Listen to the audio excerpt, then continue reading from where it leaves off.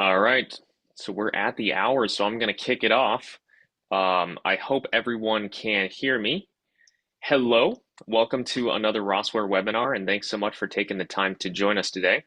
I am Alex, a manager here at Rossware, and my job today really is to just introduce our host and hand it off to her. I do want to start off by reminding everyone that we'll be at the 2025 ASTI convention in January. That's the one Carrie was just mentioning from the 8th to 12th in Orlando. So we're very excited about that. Carrie, I don't know if you're going to expand upon what classes and whatnot we'll be teaching there, but we're going to have our same presence that we always do.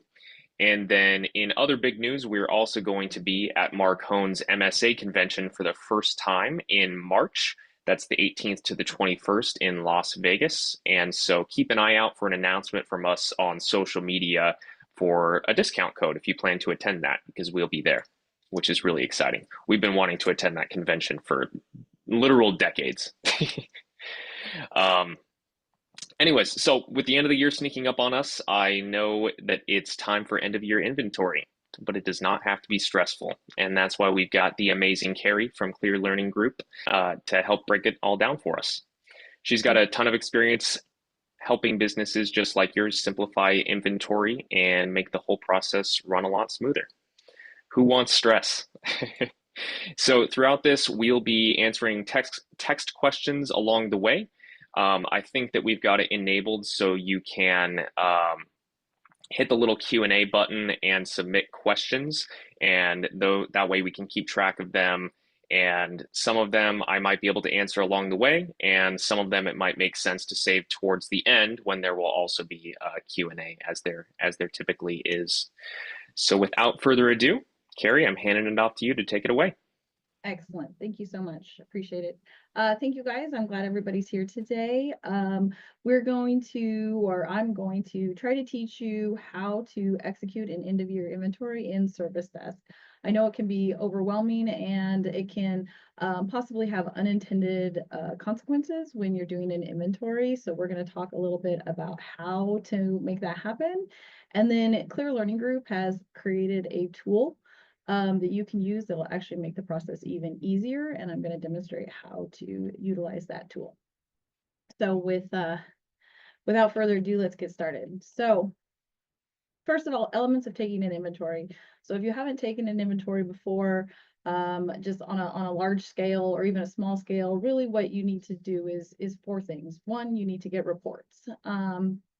And specifically for Service Desk, you're going to want to execute reports before and after you execute your inventory. The reason for this is because you're going to need to have a starting point for your accounting purposes for what inventory, how much money does Service Desk think that you currently have tied up in the system, so that then when you make the changes, you can compare those final reports to your beginning reports, so you can see how much inventory you wrote off or what your loss was, what your gain was, etc. So the first thing we're going to want to do is make sure that we run reports out of Service Desk before and after. The next thing you're going to want to do is create a plan. Obviously, if you guys are doing an inventory during working hours, you're going to have a situation where technicians are going to be using SD Mobile. So inventory is going to be coming out of the system while the technicians are on the road. You're going to be adding inventory, really, except for weekends or a specific planned stop. There isn't a time in your system, in your business, where inventory stops moving. It's kind of a continuous river of product. And therefore, you need to create a plan about how you're going to organize that inventory, how you're going to take it, how you're going to accommodate and plan for what is going to happen in your business while you're taking that inventory in your system. This is going to minimize disruptions and prevent mistakes. Next, of course, you're going to actually take the physical inventory, which is going to be a physical counting of all the items that are in your inventory. You're going to want to take careful note of locations and any discrepancies of items that you find. And then finally, the last thing is going to be updating your software to make sure that that information is correctly in your inventory system. So before we get started on that specifically, we want to make sure that everybody has a good background understanding of Service Desk's inventory system and how Service Desk specifically stores your stocking inventory. So your stocking inventory is held in your inventory control list, which is found under F10 as the shortcut. From the menu, you're going to go to parts management, and then you're going to choose inventory control. And when you're in that inventory control system, there is what is called a raw inventory list. And Service Desk stores every single item in your inventory as its own individual line item in that inventory control. So like you can see here in this image, we have 2 water valves listed, and that means that there are 2 water valves in our system, in our inventory, one in the possession of a technician, JJ, and one in the OF. So everything that you have in your inventory should have one single listing in the system for every single part. This matters because those variables is how Service Desk keeps track of this stuff. So we've got these variables here, our purchase costs. So again, we've got those water valves, and we can see that they were purchased at different times, and there's a slightly different cost between the two of them. The vendor list here indicates where we picked up this part, um, the date that we added it to our inventory, and finally the vendor invoice number. And the vendor invoice number is important if you're going to file claims and to be able to keep track of where exactly did those parts come from and how did they get into our system. And the reason that we're talking about this specifically with respect to the inventory control and doing an inventory is because when we add inventory into our system, so if we go and the system thinks that we have 2 cam kits, for example, and we do an addition because we counted the trucks and we found out here that MO's truck had 2 cam kits that were not previously accounted for. The way Service Desk inserts and adds those stock correction items into our system is it copies from the oldest item in the system. So in this case, this oldest item is this item that was purchased from Marcone for $5. And so when we do a stock correction in Service Desk is going to actually just copy all of that information from that oldest item, which includes the purchase cost and the invoice number that that original item was purchased on. So it's really important that we are aware of that. The one thing that's really important here is that the system changes the vendor to SC. SC in your system should be a protected initial set. I don't think we have it programmed that way in Service Desk, but it should be. So if you do have any technicians whose initials are SC, I would highly recommend that you change that to something else because SC stands for stock correction everywhere else in Service Desk. And so when you go to file a claim, a NARDA claim, if you see something come through with a vendor as SC, that tells you that that invoice number might be suspect because that item was added into your system via a stock correction. When it comes to deletions, so when we have extra items in our system where we've counted 4 cam kits and we actually only have 3, Service Desk is going to remove the oldest item in the system that's assigned to the location that you're counting. And the important thing to note here is that Service Desk is not respectful of spec tags. In this particular case, if there's an item in here that is spec tagged, it's still going to delete the oldest one. There's a request to the developers to fix that, to at least have Service Desk warn you that the item's been spec tagged before it removes it, or check to see if the job has been closed.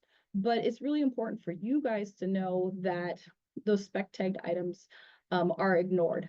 However, the way that we make sure that we avoid that situation is when we're doing the counts, we want to make sure that items that are tagged to a job and assigned to a technician are considered part of that technician's inventory and should be counted as such. So in other words, we go to a job record and we spec tag a part for that invoice number, and we tell the system that we are also going to move this item into Tech JJ's inventory. So when we count JJ's inventory, we need to make sure that we're not only counting JJ's truck, but also any items that may be sitting on a shelf in the office that are spec tagged for JJ. Similarly, if we have items that are spec tagged for a job and then put aside on a shelf in the office, but they're only tagged to the office, so they have not been assigned to a technician yet, they're only assigned to the office, we want to make sure that those spec tagged items are going to be included in your OF, in your office count. And then the other caveat before we get started with the count itself is to know that items that are added in via a like a barcode file or anything, the system does not prompt you to add items to the master parts plan during that automated process. So if you have sent a technician out to count his truck and he has an item on his truck that shouldn't be there, in other words, he has maybe it was a special order part that he somehow acquired and it didn't get taken back to the office. If he adds that to his list of items that are on his truck, but it's not in the master parts plan, the system won't update to indicate that that item is on his truck because there's no master parts plan anchor for that particular part. So how do we get started with that, with those little caveats in mind? So the first thing we want to do is run reports. So the first report we're going to want to run is our overall inventory value report, which is going to be found in F10. So I'm just going to pop here out of the PowerPoint real quick. We're going to open up Service Desk to show you exactly where that report is at.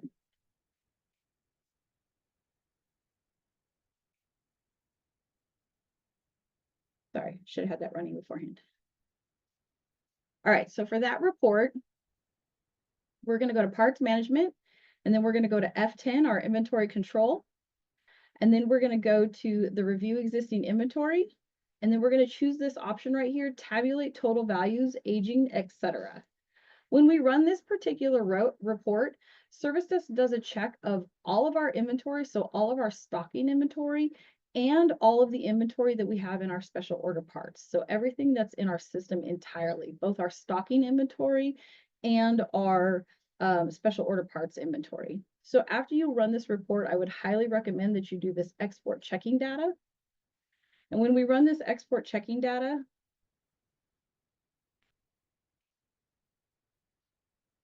it's going to show us all of the items that are in our system, each individual item, where it's at, what the cost was, when we acquired it, where it came from, and when the parts that are special ordered, it's going to have a list down here of which invoice number those parts were special ordered for. So this is that first report we're going to want to run so that we have a copy of it to compare after the fact so that we can see what we've adjusted and what our inventory cost has changed. The next report we're going to want to run is going to be in our special order parts screen. So we're going to go to Control F8.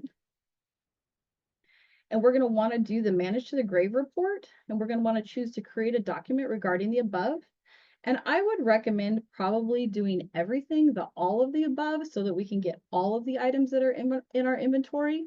And we want to make sure that we're checking this box down here at the bottom that says to include items from the current file.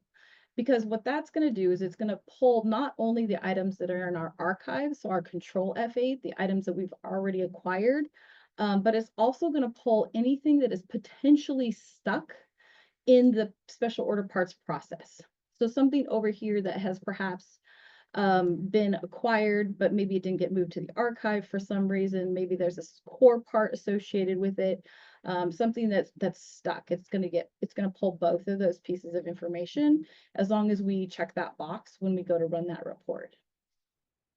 Again, that's gonna be right here at the bottom. We're gonna check this box right here. Once we have that report ran, then we'll be able to use the hold location fields to sort out and remove items that don't belong in our inventory count.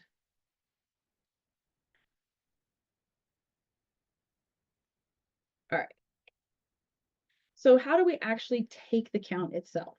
So taking the count itself, if we're going to do a manual with a count with tally sheets, we're going to first want to set our master parts plan sorting scheme, and then we're going to want to print out the tally sheet. So to do that, to set our master parts sorting scheme, we're going to go to our master parts plan, so parts management, and then Control F10. And then we're going to click here on other housekeeping. And we can set a sorting scheme. So by default, Service Desk is going to sort by machine type then description, and then make. So it's not sorting by part number, it's sorting by the type of machine so that all the dishwasher parts are together, all the washing machine parts are together, etc.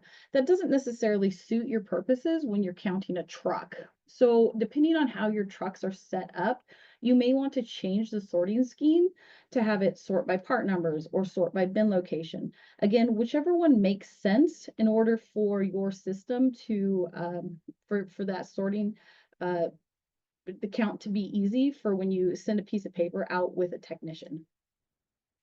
Once you have that sorting scheme set and your inventory resorted, then you're going to go into your F10.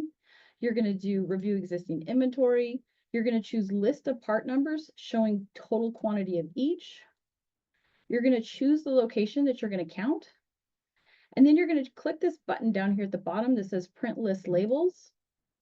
And we're going to choose this ordinary list printout. That is going to give us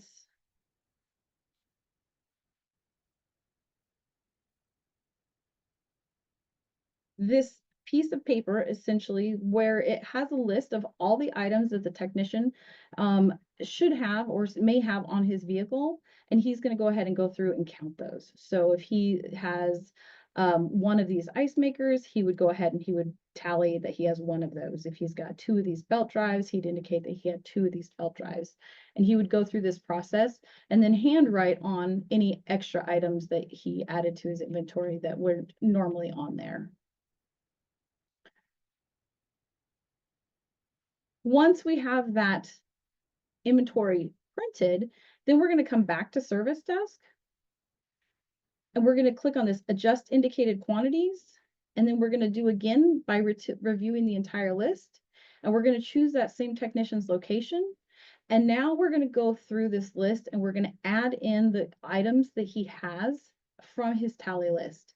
So this tally list that we've given him is now going to match exactly in order this screen here in service desk. So because we sorted it by part number, this is in part number order. If we'd sorted it by make and then by type, it would be in that particular order. So it's going to match that piece of paper that we printed and we gave the technician. So then the next thing we would do is we just go through and we'd update this. So we indicated that he had one ice maker. So we're going to go ahead and add one and hit enter. And we can see that it highlights blue, that we've changed this quantity from the expectation service desk currently has of 0 to an actual quantity of 1. This belt drive, it says that he has one. If he has one and we go ahead and hit enter and then return, it leaves that alone because it's a match. So it looks like we've skipped it, but it's actually a match. So as we type through this process, the ones that are changed, we're going to update, and the ones that are the same are going to remain the same.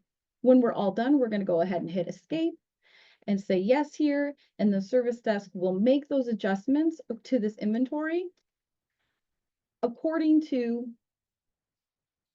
what we showed over here, where it's going to copy the oldest item for anything that we're adding, and it's going to remove the oldest item for anything that we are deleting.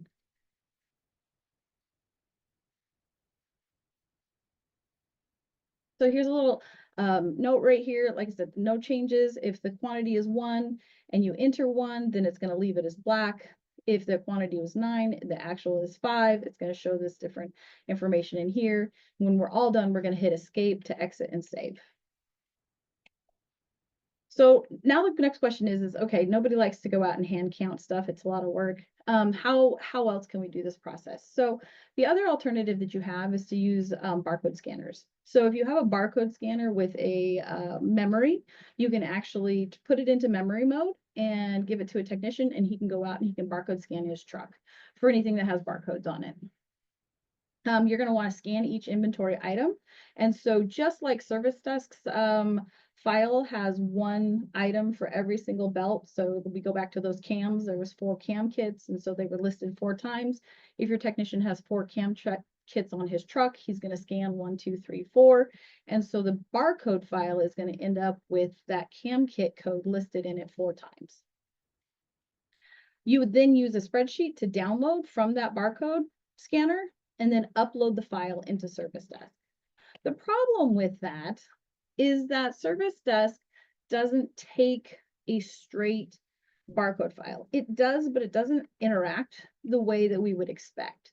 So in other words, if we come back here into the adjust inventory quantities, and we look at this list, when we have a barcode file, we only have the items that we've counted, and those are the only things that Service Desk is going to change, is the things that we've counted. So if we've got this belt drive with a quantity of 1, and we don't count any, so we actually have a quantity of 0, because it hasn't been explicitly zeroed out, this quantity of 1 will erroneously stay in the system. So that's why I've created the file that's going to help you through this process. Just so, let's see here, let's go back to this. So just a little bit of information about barcode scanners. Barcode scanners usually have a manual, or some of them come with a little credit card that triggers the functions. So here's an example of the little barcode. This one has storage mode on it. Then it's got transmit all barcodes stored, clear all barcodes stored. So whatever your specific barcode scanner that you have is, you'll want to look at that little manual and figure out how to take it in and out of the appropriate modes, so that you don't download information into your system that doesn't belong there. So in this case, if I was going to hand the scanner to the technician, first thing I would do is I would put it into storage mode, and then I would clear all the barcodes that were stored so that it was empty and clear. And then he would go and he would do his inventory. And then when he came back into the office, I would use the transmit all barcodes stored code, and it would download all of the things that he scanned. A little forewarning, make sure that when you do this transmit all barcodes stored function, or the download function, that your mouse focus on your computer is in a Word document or Notepad document, or an Excel file, because once that process starts, it'll just keep filling out whatever field it has its focused in, and that can be problematic. All right, so how do you get this file? If you go to my website, so clearlearninggroup.com, and under knowledge base, you're going to see an option for free resources. You are going to want to register in order to get access to that. But once you get logged into there, under these free resources, you're going to have access to an SOP, so a standing operating procedure on how to use the barcode-based file, and the Excel file itself are both going to be accessible to you there. So you're going to want to save a copy of that template with the current date and the location that you're currently counting. So what this file looks like is this right here. So I created this file, which is going to make it so that you can actually do this process with Service Desk real easy. And I'm going to walk you through how to do it. So after you've downloaded this, you're just going to want to do, like I said, do a save as. And so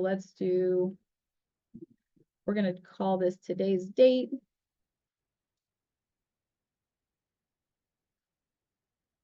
And we're going to do OF. So we're going to do the office inventory upload. So now that I have this file available to me, I'm going to go ahead and click here on this enable content. You're going to want to enable the content because there is some programming in the backside of this that runs this process for you, so that you don't have to figure the math out yourself. All right, so let's go back here to the PowerPoint again, and then we'll walk through how to do it. All right, so the first thing we're going to do is we're going to run an inventory report in Service Desk. We're going to do this one location at a time. So if you're counting your office, you're going to run your office. So to do this, we're going to go to F10. We're going to review existing inventory. We're going to do the list of parts, and we're going to do that data export again. And then we're going to open the export and copy the whole data set. So we're going to go ahead and go to Service Desk. We're going to do review existing inventory, list of parts showing total quantity of each, and we're going to choose our office storeroom. And then we're going to print this list and download this export.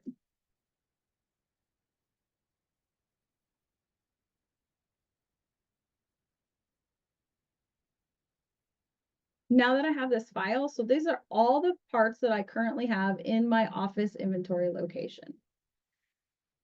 So what I want to do is I'm going to put my mouse focus right here on cell A2, which is just underneath the header. And then I'm going to scroll down to the bottom of my file, hold the shift key on my keyboard and click in this last cell. And what that does is it highlights all of those rows and columns for all of my data. So I have a relatively small data set here. Yours may be rather large. Just scroll all the way down to the bottom of the file and click in that last cell while holding down the shift key. Then I'm going to go ahead and copy this data. And then I'm going to come over here to my template.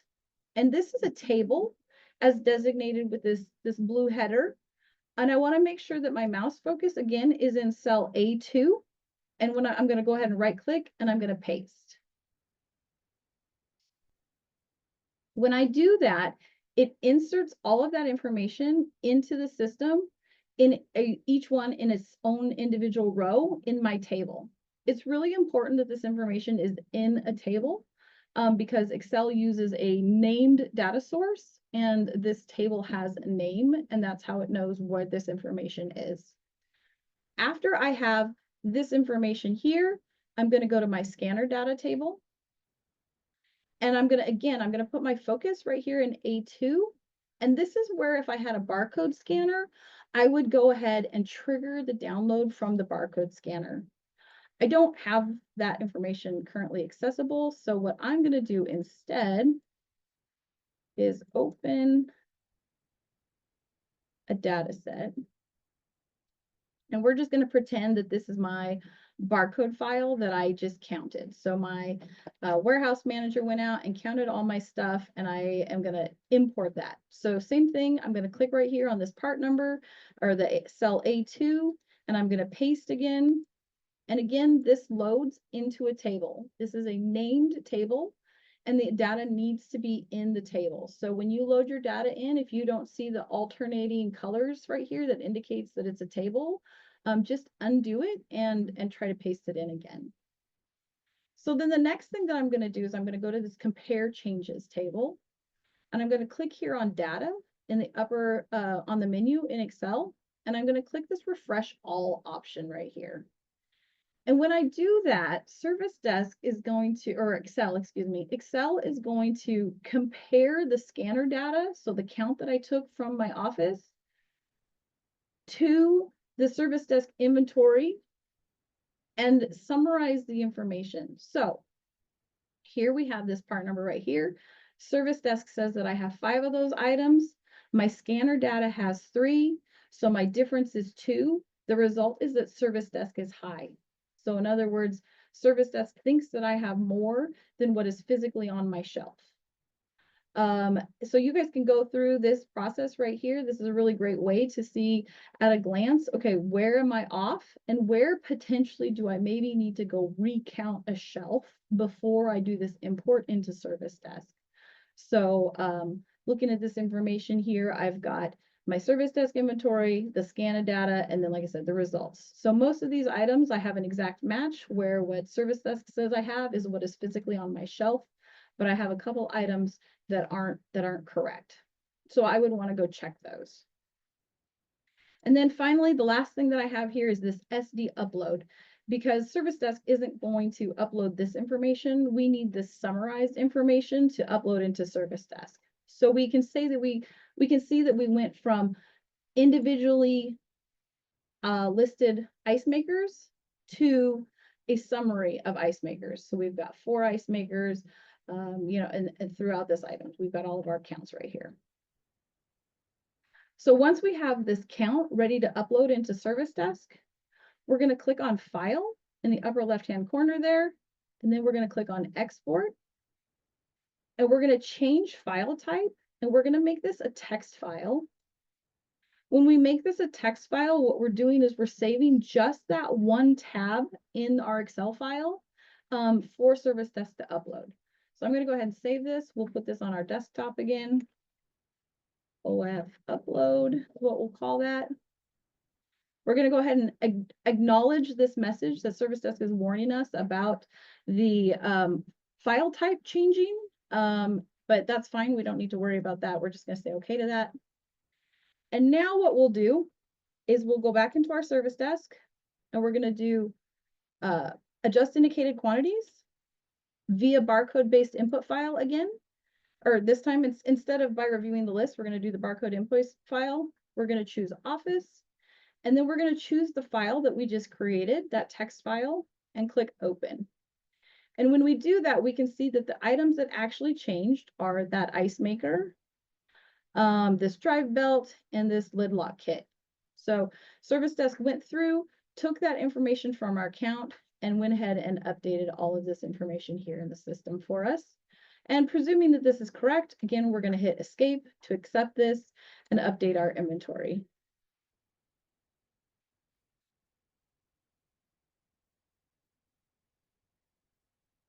So just to run through this real quick again, we're going to export our inventory from Service Desk. We're going to import that into the worksheet. Then we're going to do our scanner data count with a barcode or by hand. If you want to use Excel for it, if you don't have a barcode scanner, you can totally use Excel or Google Sheets or whatever to do that count. Just remember that in order to load it into this system, in order to have it process it this way, it's going to be one item for every line. Then we're going to go ahead and we're going to compare those changes. So if there's a match, we're going to be good. If there's something that's high or low, we might want to go do an individual audit of that particular item to make sure that it was counted correctly. Maybe that's an item that frequently goes missing, or it's high volume. Maybe it's something that you spec tagged frequently and you want to go and double check and make sure that you don't have parts that are spec tagged on a shelf somewhere that didn't get counted. Finally, we're going to do the upload, SD upload. That's going to compile the data that we're going to put into Service Desk. And then we're going to change the file type to the text tab so that Service Desk can upload that information. And then we're going to go ahead and import that barcode-based file into Service Desk. And this may seem like a lot to do for something as small as my inventory, which is only, 20 some odd items.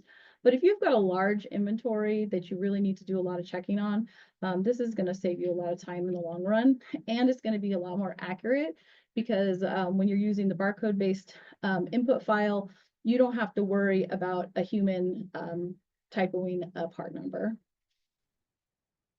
All right, so that's for stocking inventory. For special order parts, you're going to want to do your counts separate. So your stocking inventory and your special order part counts need to be two different processes because they're two different systems. Even though that report we ran at the beginning had both the inventory items for your special order stock and your inventory, as far as for your total funds and costs involved in your inventory, those counts are going to actually be two different things. So for your special order parts, you're going to want to make sure that the hold loc field is up to date because that's how Service Desk communicates where that part is in your process. So it should either be fully managed and fully processed, which is going to be the tech initials plus the date that it was installed, or it should have a final disposition of either being returned, moved to stock, written off, whatever that process should be. If you have not been managing your special order parts for a while, if it's something that has been overwhelming for you or whatever, it's not something you've done, there is a way in Service Desk for you to artificially mark as managed special order parts so that you can start fresh and clean. You're going to go to your special order part request form. That's the Alt F8, the little green one here. You're going to hold down Control, which will result in showing this hidden Do Wholesale Cleanup button, where you can then choose to artificially check off items as fully disposed. So when you do that, that uses the original request date. So that's going to be this one up here at the top, this request date.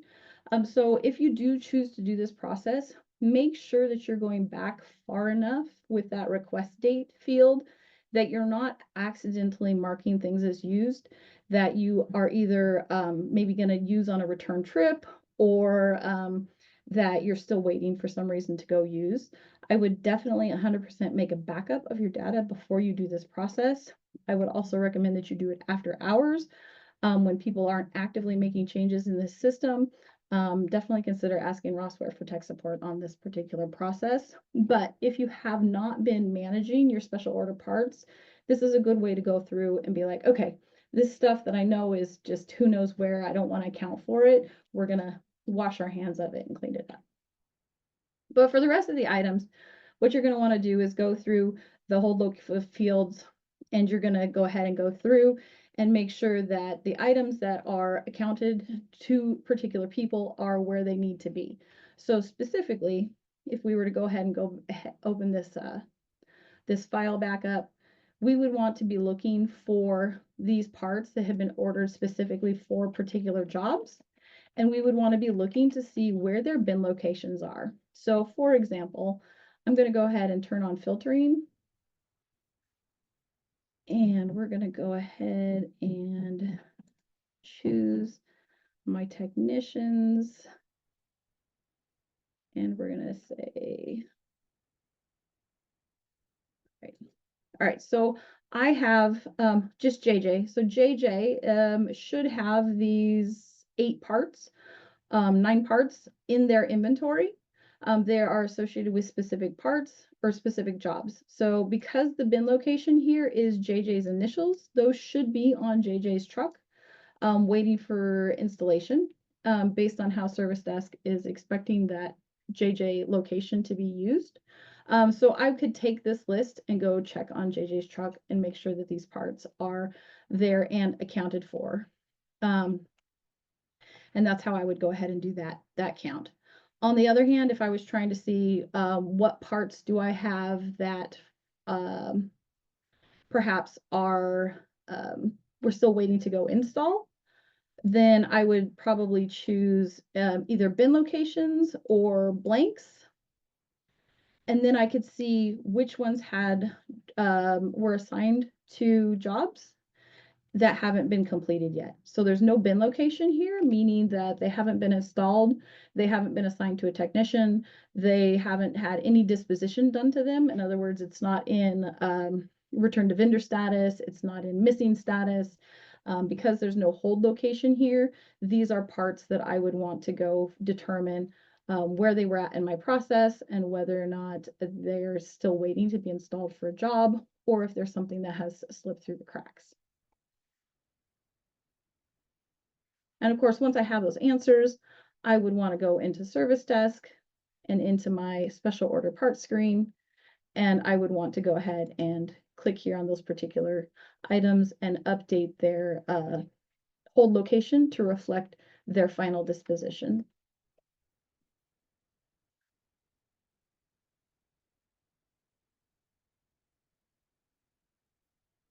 So final thoughts on this, when you are wrapping up, make sure that you run those reports a second time, because you want to make sure you have those ending numbers for your accounting software. Because if you've been using Service Desk, if you've been using the information in Service Desk to say, hey, accountant, I have X number of dollars in inventory, and then you do an inventory and you write a bunch of stuff off, you're going to need to know what, or you find out that you have less inventory money tied up in inventory than you thought you did, you're going to need to have that information. So you're going to want to run those reports again so that you have those in numbers for your accountant, so that you can account for that stuff and start your year fresh with accurate information. You might want to consider doing spot checks and audits for accuracy. I would consider doing that throughout the year, periodically. Pick a couple parts that you want to do a spot check for, just to make sure that those numbers stay up to date and accurate. And then finally, you're going to want to make sure that you develop processes and procedures to ensure that that inventory remains accurate, because doing an inventory process like this is extremely time consuming. It takes a lot of time. You've got a lot of money that's involved in the inventory, and we want to make sure that it is all kept accurate and up to date.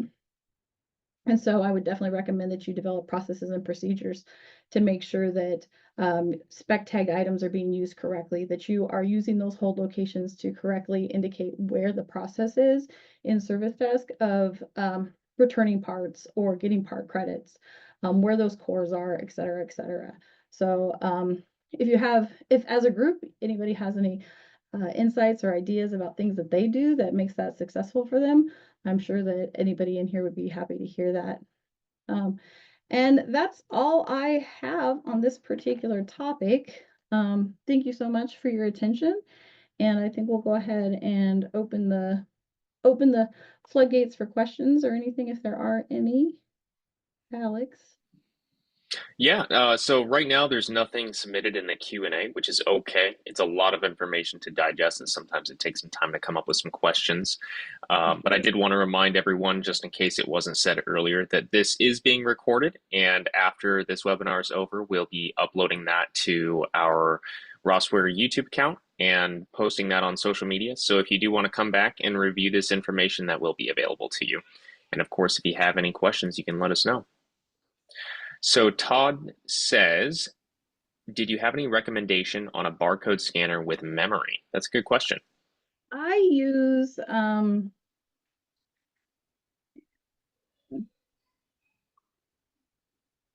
I use this like $50, $30 one from Amazon. Oh, well, I guess it won't let me go there. But I use this one right here for any of my test stuff, and it seems to work just fine. You don't need anything super crazy fancy.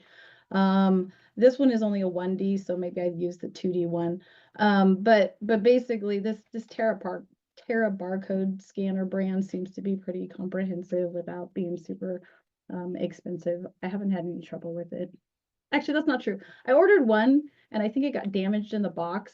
So the little laser line was a little fuzzy and it didn't read as well, but I ordered another one and it was fine. So I think it was just that it got beat up. But $30. I know you can get some that are out there that are like $150, but I don't think that's necessary. Not for this purpose, especially if you're just gonna be handing them off to technicians to go out and scan their trucks.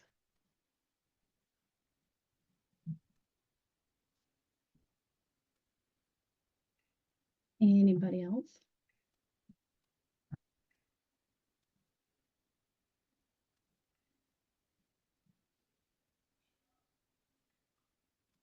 Anybody have any questions about what we're going to be talking about at ASTI? I wasn't going to talk about it, but we can. You may as well. Basically this year at ASTI, we're going to be doing something a little different. We're going to be doing some hands-on classes, actually several, where we're going to invite you to bring your laptop and hopefully you'll leave the class with some real-world files that you can put into your service desk. Specifically, we're going to teach you how to set up a zone file if you need to. We're also going to questions on the auto purchase. Rob, I'm not sure what you're asking. If you want to raise your hand, I think you can ask your question live. If I think Alex can enable that. I think anyone can raise their hand. Um, there's a little hand symbol. Alternatively, if you don't want to raise your hand, if you could just use the Q&A to ask a question, maybe a little longer format Oh, no mic. Okay. with a bit more information. Yeah, I'm not sure what you mean by auto purchase, but if you want to give me some more information, we'll see if we can answer that question. Anyway, so for the class though, like for example, if you've ever wanted to do email templates or texting templates, we're gonna have a class where you can actually learn how to make those in the class. So be sure to check us out on the ASCII schedule. There'll be a description if you get the app. I think it's live event or something like that. And you can actually see the descriptions of the classes and see which ones are going to be more workshop versus just a lecture. But we're really aiming to help you guys this year with topics that the tech support team can't really give you that one-on-one help with when you call in. Usually they're like, here's the manual and read it and let us know what questions you have. And so this year we're going to try to um, help you out with some of that stuff directly. Christina, those classes are going to be at the ASTI convention in January. It's in Orlando, Florida. You can learn more about it at asti.us. I think there's probably still some discount codes available. I would think that the discount code that we posted on Facebook and maybe sent out in a mass email is still Expired. available. Oh, is it? Oh, Okay. yeah, I think they're available all the way up until the event or until the organization turns off registration, which, Gotcha. as far as their website goes, it looks like you can still purchase tickets. So I would imagine that our coupon code still works. And I'll get that and I'll post that in the chat right now just in case anybody wants it. Usually you can, when you have a set inventory that is 1 of 5 and there's no inventory left, how can we set up the company that it buys from? We actually don't have a live integration with anybody that works like that, where they're going to automatically restock your information. However, if you were to, if you set up your minimums, so your minimums are going to be set up in your master parts plan. So we're going to go to parts management, control F10, and your minimums are set up here under either truck for your standard truck type or under office for your office, unless you have alternative stocking plans set up.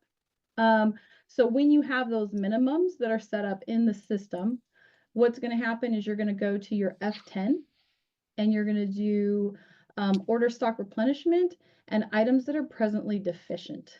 So, in other words, right here we've got items that are deficient. This says that this water level switch, we need one, and this valve, we need one. So, system wide, I need to replenish the water valve and or the water level and the valve. So if I look at the ice maker, it says I also need 8 of those. And if you're curious, it says right here I've got 5 of 13 and 5 on the shelf. I need 8. So if I go ahead and right click on that, I can get a breakdown of where those ice makers exist in my system right now. So my office has 5 of a minimum of 3, but 2 of those are tagged. So that 5 is actually accounting for fully stocking my office shelf, plus 2 that are tagged to a particular job.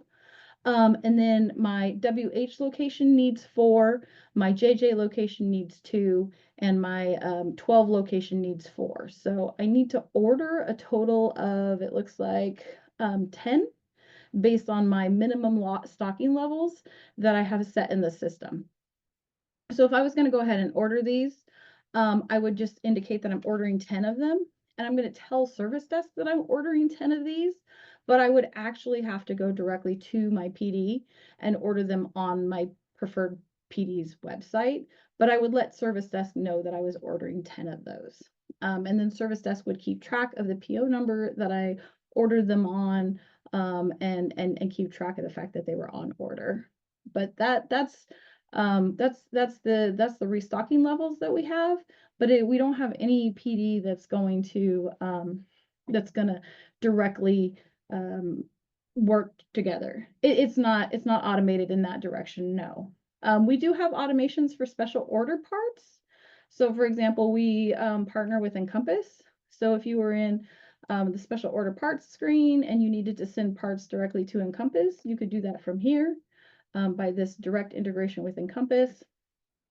You can also upload your entire shopping cart to Marcone. So there's a couple different things you can do, which has again that integration, but there's not currently a automated, hey, you drop to this level, we're going to automatically send an order to the PD and get those parts on order for you. Christina, so for parts that don't have a barcode, what I would do is after you've downloaded that or uploaded that file, so let's go back to our template. So the scanner data file, you could just go ahead and type into here if you needed to for the extra parts that you have. So that's one way you could do a hybrid option to put that information into here. The one thing that you want to do, like I was saying earlier, is that if you've got 12 of the 1, 2, 3, 4s, you're going to want to have the 1, 2, 3, 4 listed in here 12 times. And the reason for that is because this particular Excel spreadsheet is programmed to count each one of those things and compile them and then compare them to what service desk thinks that is already in the inventory. so that it eventually comes up with the file over here with the counts and the part numbers. But so it is expecting you to list each item individually over here on this part of the table. But you could go ahead and hybrid, just go ahead and manually type in or add to this table.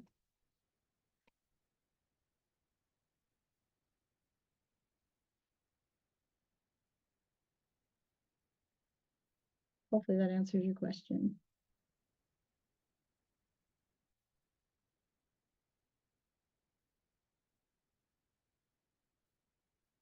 Anybody else?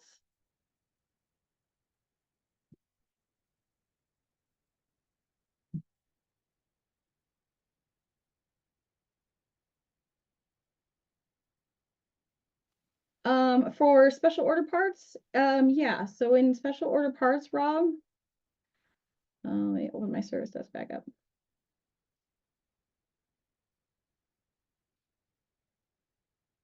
You're going to go into your F8 and you're going to go into on order awaiting arrival. And so right here it says that I need 2 of this particular item. When I go to receive this, if I say I think it's is it a control right click? Let's see. We're going to check the cheat sheet real quick because I don't remember. So we're going to go to the cheat sheet here. To get to the cheat sheet, we're going to right click on this colorful header at the top. And we're going to scroll down to, let's see, split requests for multiples. So we're going to right click in the date received box. So right here, we're going to right click and we're going to say yes to this daughter band. Nope, that's not right. Hold on a second. I'm sorry. Did that not do what it's supposed to do?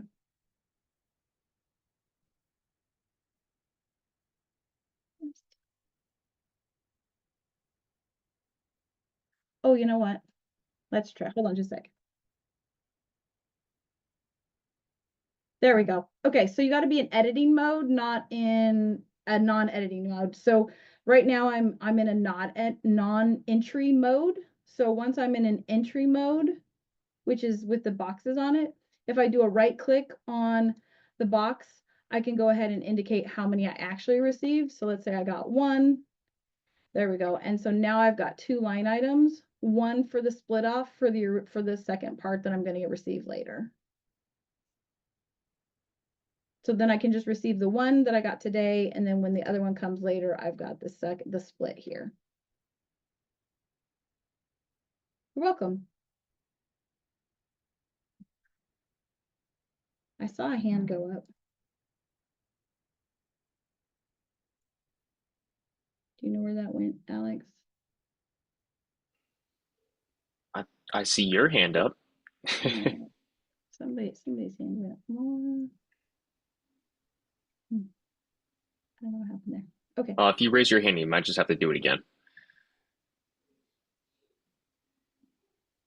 Okay, so that is correct. The parts hot list, Christina, is designed to be a kind of a catch-all to-do list, not really a to-do list, but it's basically its intention is not for the technicians unless you're using Blue Book. If you have Blue Book, you can upload the parts list periodically to Blue Book so that then the technician can see it.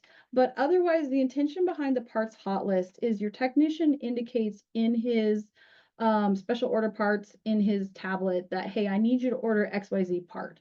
The request comes in to the office, and then whomever is placing the part orders in service desk, when they go to place a request for a part, what'll happen is a pop-up will happen here internally in the system that'll say, hey, this item's on your parts hot list, and here is the associated message with that particular part that's on your parts hot list.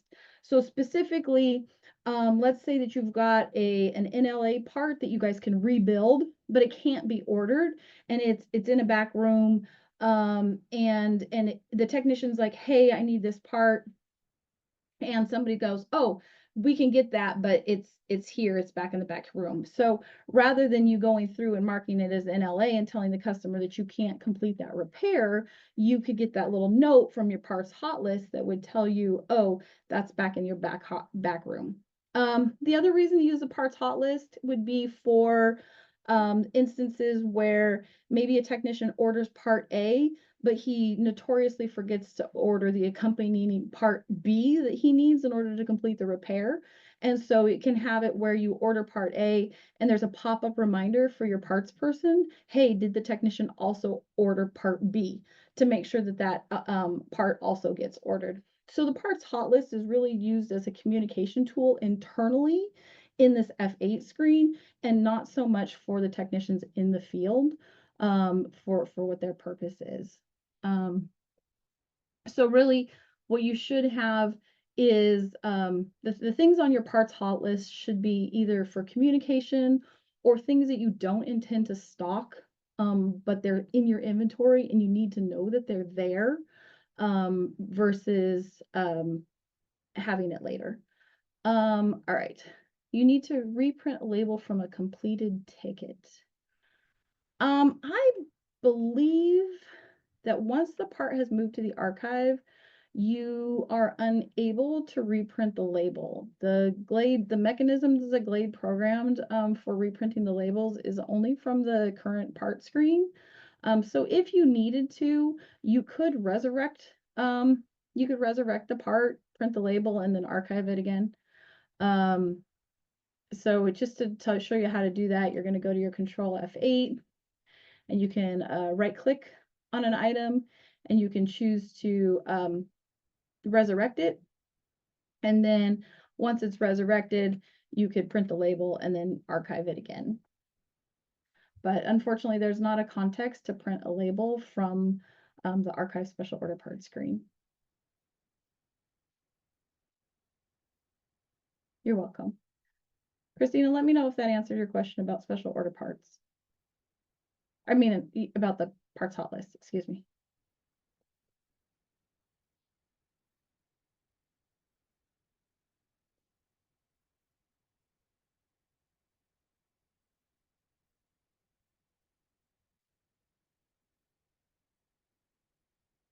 You can set the parts hot list up, just so you know, with basically, let's say you've got, again, we'll go back to our example of having parts that we don't intend to stock, but we might use them up. So let's say we've got 4 of an NLA part. You can actually put those into your parts hot list, and you can put 4 listings in there, 1 for each one. And then as you use them, the system will pop up and say, hey, this part is on your parts hot list. Would you like to remove this listing? So if you were to go and get it off the shelf and put it on the particular job, you would want to go ahead and say yes to remove that listing, so that once all 4 of those parts that were on your back shelf were used and are gone, then that message is no longer in your parts hot list, and therefore it never pops up again.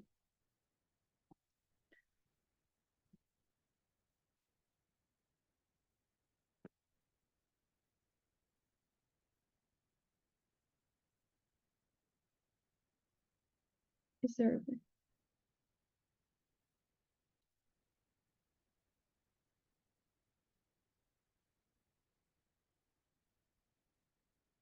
mark the parts hot list is located in the net data folder. It's just a CSV, I think it's a CSV file that you create in Excel. So you just make it in Excel and then save it as a CSV file. Actually, let's double check that before I misspeak.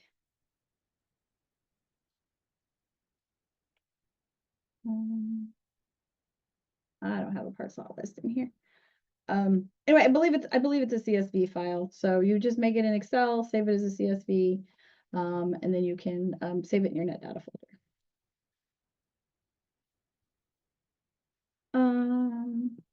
Text file, you might be right, Christina.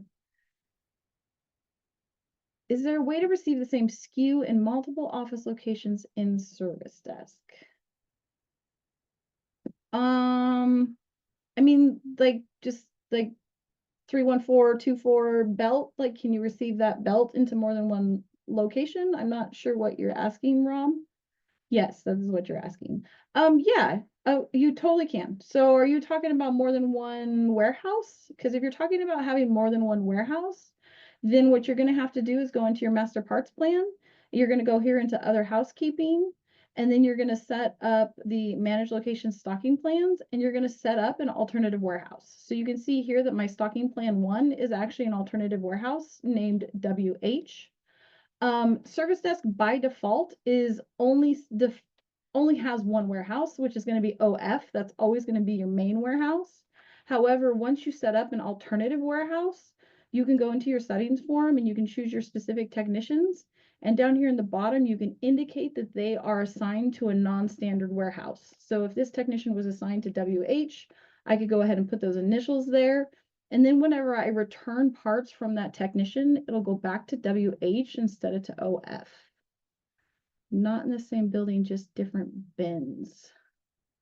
Um, no. No, unfortunately, you can only have the system currently only accommodates one bin location per location. So that is not available. When using the barcode scanner to receive parts, what does the label look like when it prints? So if you are using Service Desk to print barcode labels, let me see if I have it set up here.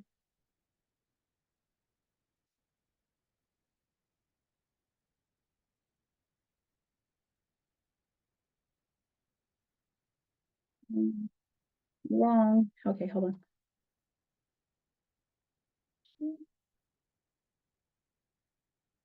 I'll figure out my little buttons here in a second.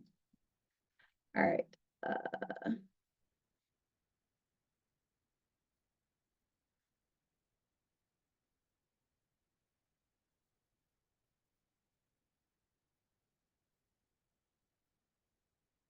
So this is what a barcode scanner label looks like in Service Desk that has the extra sized label. So it's got these little disposition boxes down here at the bottom where the technician can check a box to indicate that this wasn't the right part, it was damaged in the box, whatever. It's got information about the job record, it's got information about which technician requested the part, etc. And then the smaller label, so if I do, let's see, I'll try again. If I choose the standard size, it's going to be the same label essentially. It's just not going to have these little boxes down here at the bottom.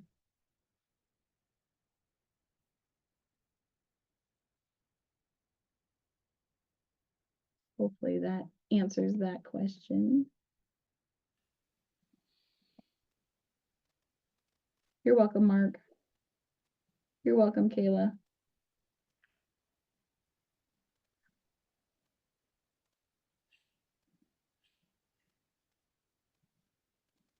Alrighty.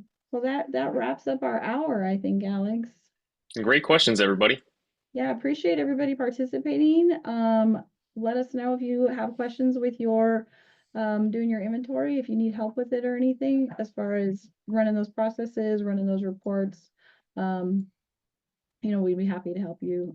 Where should I say the barcode font? You don't have to download every restart. You need to install the font file. So once you've downloaded the barcode font, you're going to right click on it and install it. And then it should be Microsoft or whatever operating system. I'm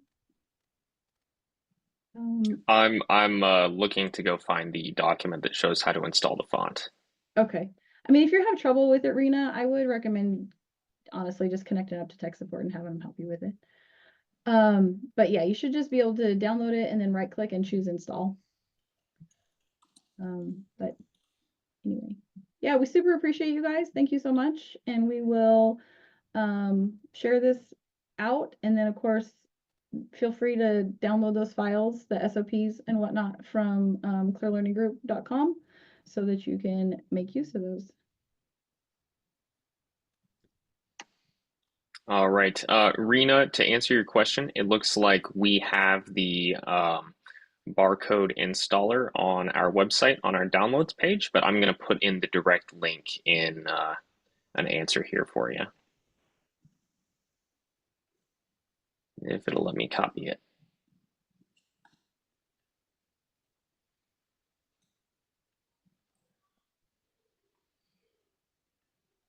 So on the top of that downloads page, in the service desk section, there is a font installer that says it installs a simple barcode font, and that's what that relies on there.